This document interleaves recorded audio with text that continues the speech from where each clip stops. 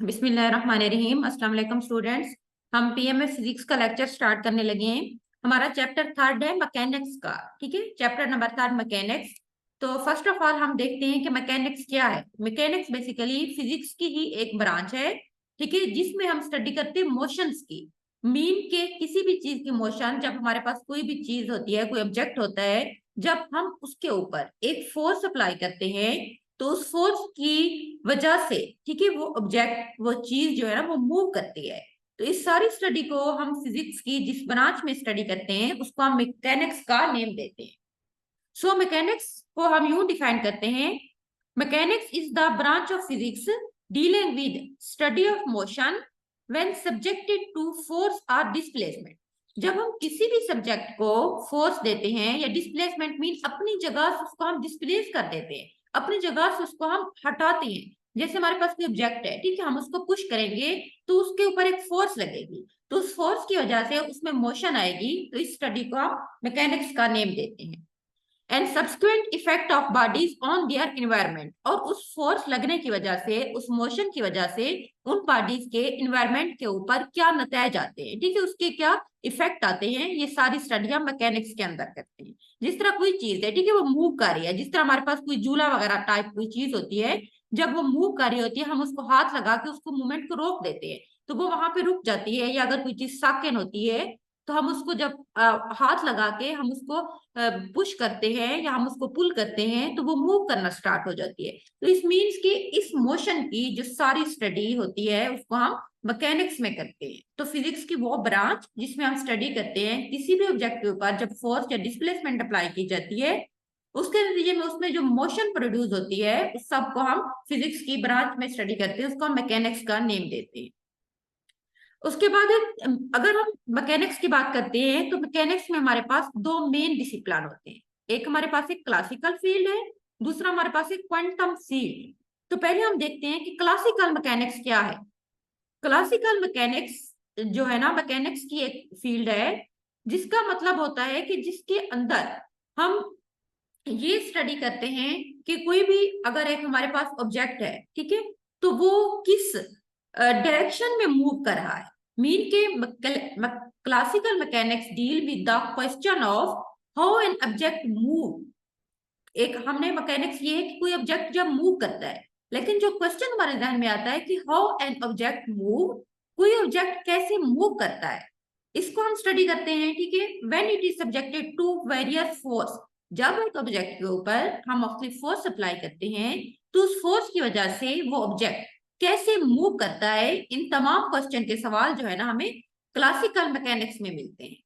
And also with question of what force act on an object, और ये भी सवाल का जवाब हमें मिलता है कि कौन सी फोर्स किसी ऑब्जेक्ट के ऊपर एक्ट कर रही है विच इज नॉट मूविंग, जो कि मूव नहीं कर रहा। तो ये सारी स्टडी हम क्लासिकल फिजिक्स में करते हैं। Word classical indicate that we are not discuss situation in which an object move with the velocity, which is an appreciable fraction of velocity of light or phenomena on an atomic scale. Mean कि अब classical physics में हम इस चीज को discuss नहीं करते कि जब किसी भी लाइट, ठीक है, जब किसी चीज के ऊपर पड़ती है तो लाइट की वेवलेंथ क्या है, हम इसको स्टडी नहीं करेंगे। कोई ऑब्जेक्ट अगर मूव कर रहा है किस वेलोसिटी के साथ मूव कर रहा है, कोई डिस्टेंस है वो कवर कर रहा है किस वेलोसिटी के साथ करता है, वेवलेंथ जो रोशनी किसी चीज के ऊपर पड़ रही है उसकी क्या है, कोई भी पार्टिकल्स एटम्स के जिसमें इलेक्ट्रॉन प्रोटॉन वगैरह होते हैं उनकी क्या वेलोसिटी है, इन चीजों को हम इसमें डिस्कस नहीं करेंगे। ये सारा कुछ हम क्वांटम मैकेनिक्स में डिस्कस करते हैं। तो क्लासिकल फिजिक्स बेसिकली सबसे पहले 20th सेंचुरी के अंदर, ठीक है, लॉ ऑफ क्लासिकल मैकेनिक्स को स्टेट किया था सर आइजैक न्यूटन ने 1687 के अंदर। 1687 में सर आइजैक न्यूटन ने 20th सेंचुरी के अंदर क्लासिकल मैकेनिक्स को उसने डिस्कस किया था, उसके उसने लॉ बनाए।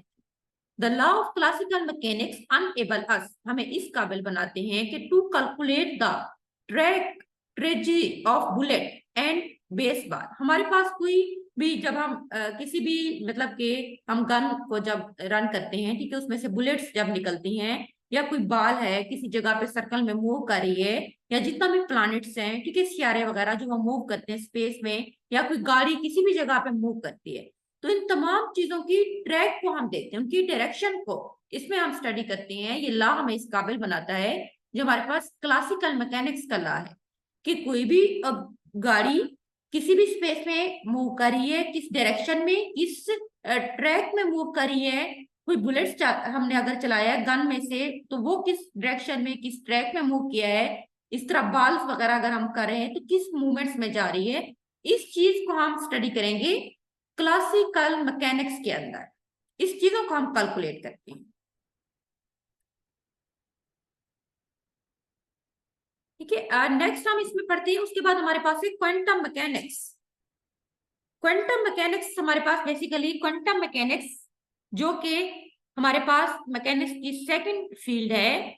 अब इसके अंदर हम स्टडी करते हैं उन तमाम चीजों की, ठीक है, जो किसी वेलोसिटी के साथ एक्ट कर रही है। मीन एक एटम्स है, उसके जो पार्टिकल्स हैं, इलेक्ट्रॉन, प्रोटॉन और न्यूट्रॉन, वो किस वेलोसिटी के साथ मूव कर रही हैं। जब रोशनी किसी भी चीज में से गुजरती है, लाइट पास करती है, तो किस वेवलेंथ के साथ ट्रेवल कर रही है। ये सारी स्टडी हम फिजिक्स के जिस ब्रांच में करते हैं उसको हम क्वांटम मैकेनिक्स का नेम देते हैं। क्वांटम मैकेनिक्स में हम यूं भी कह सकते हैं कि study of physics on very small length scale. Small से स्मॉल जो भी छोटे हमारे पास जितना भी ऑब्जेक्ट है उसके ऊपर भी हम इसको स्टडी कर सकते हैं। हम इनको लार्ज ऑब्जेक्ट के ऊपर भी स्टडी कर सकते हैं।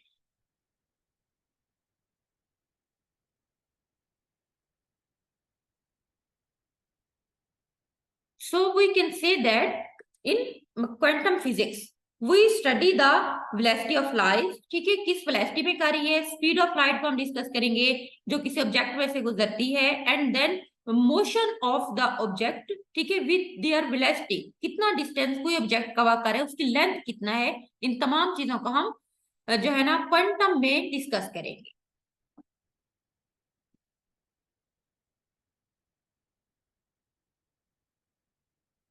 नेक्स्ट हमारे पास जो थर्ड चीज है ना, वो हमारे पास है स्टैटिस्टिकल मैकेनिक्स। स्टैटिस्टिकल मैकेनिक्स एक अदर हमारे पास मैकेनिक्स का फील्ड है। इस ब्रांच में हम देखते हैं कि in this is the branch of physics in which we treat and extend classical thermodynamics is known as statistical thermodynamics या इक्विलिब्रियम स्टैटिस्टिकल मैकेनिक्स भी कहते हैं, जिसके अंदर हम थर्मोडायनामिक्स की बात करते हैं। थर्मोडायनामिक्स अब क्या है, मीन जैसे कि नेम से शो है, मीन के हीट, ठीक है, थर्मो मीन हीट। इसका जो मेन कंसर्न हमारे पास थर्मोडायनामिक्स का होता है with heat and direction of the heat flow. जबकि स्टैटिस्टिक मैकेनिक्स की अगर हम बात करते हैं तो हमें एक मैक्रो जो है ना स्कोपिक परसेप्टिव देती है हीट का in term of structure of matter and provide a way of evaluating the thermal properties of matter. For example heat capacity.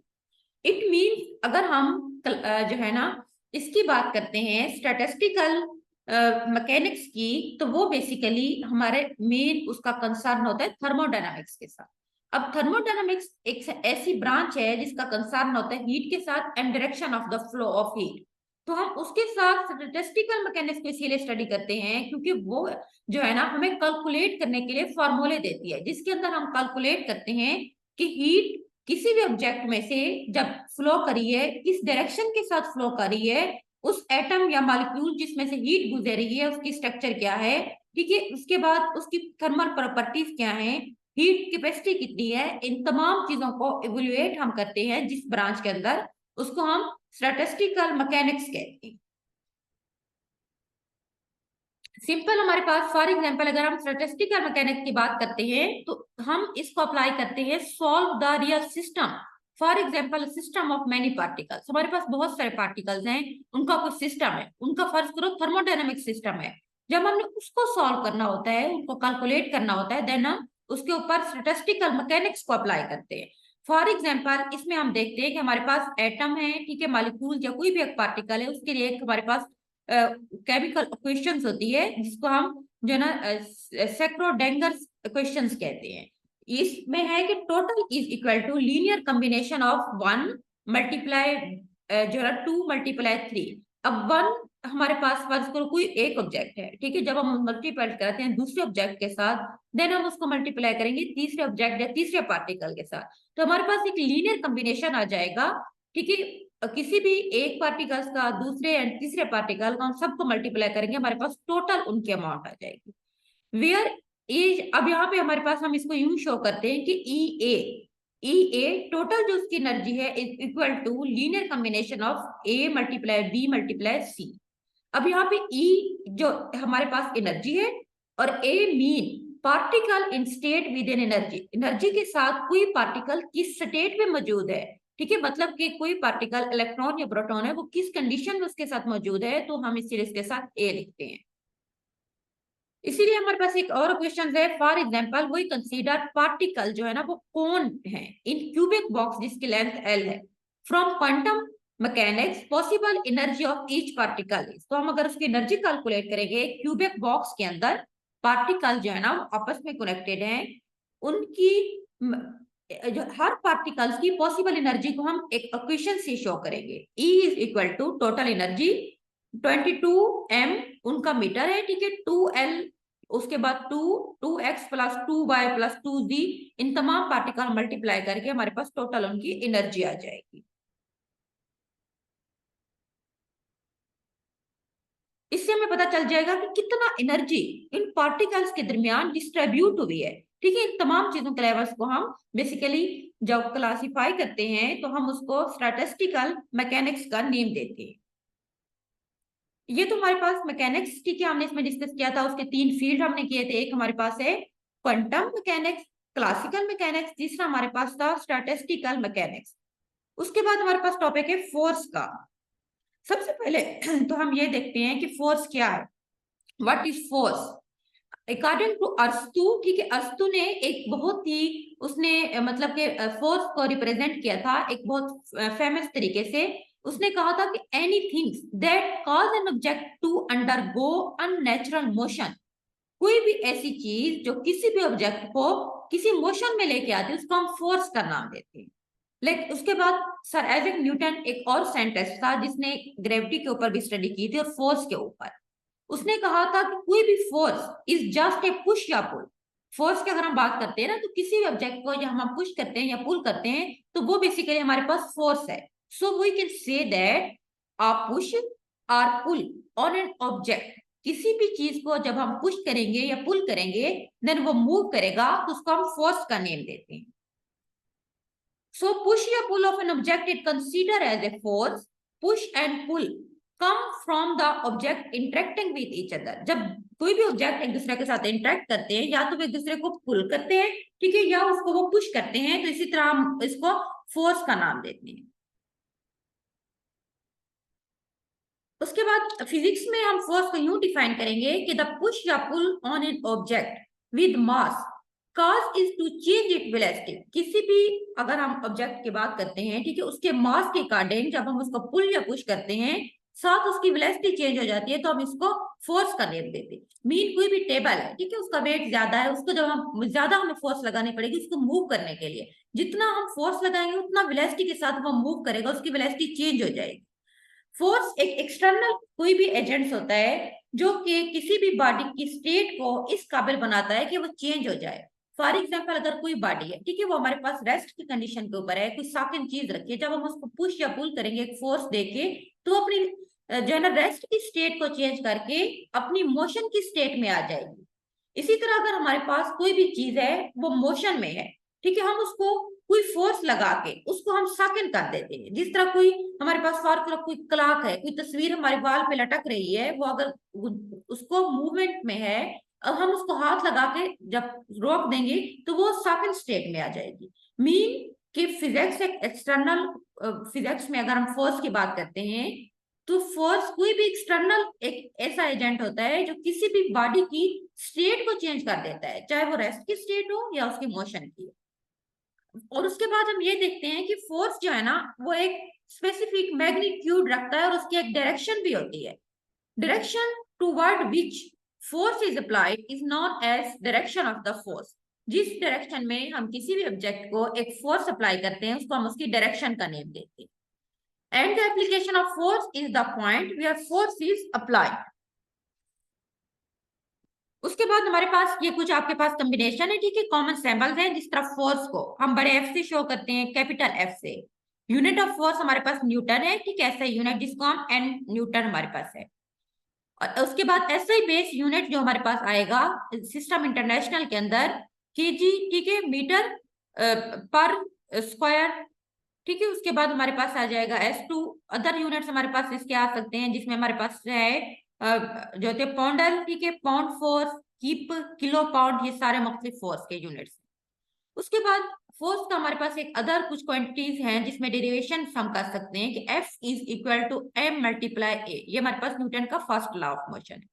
इस तरह डायमेंशन के लिए हमारे पास सिंबल यूज होता है LM, ठीक है, T-2। ये हमारे पास इसका एक फॉर्मूला है, लेंथ, मीटर और उसके बाद टाइम, तीनों को कर लेते हैं। उसके बाद नेक्स्ट हमारा टॉपिक है कि what are the effect of force. Force के क्या इफेक्ट है? In physics motion is defined as the change in position with respect to time, ठीक है, टाइम के अकॉर्डिंग जब किसी भी चीज की पोजीशन में कोई चेंज आती है तो हम उसको मोशन कहते हैं। In simple words motion refer to movement of body. किसी भी बॉडी की मूवमेंट्स जो होती है ना, उसको सिंपल लफ्जों में हम मोशन का नाम देते हैं। So we can say that motion क्या है? Movement of a body. Typically motion can इधर be describe as change in speed. किसी भी कोई मतलब चीज है, ठीक है, वो स्पीड किस स्पीड के साथ है, उसकी स्पीड में जब चेंज कर देते हैं उसको हम मोमेंट्स का नेम देते हैं। उसकी डायरेक्शन में चेंज है।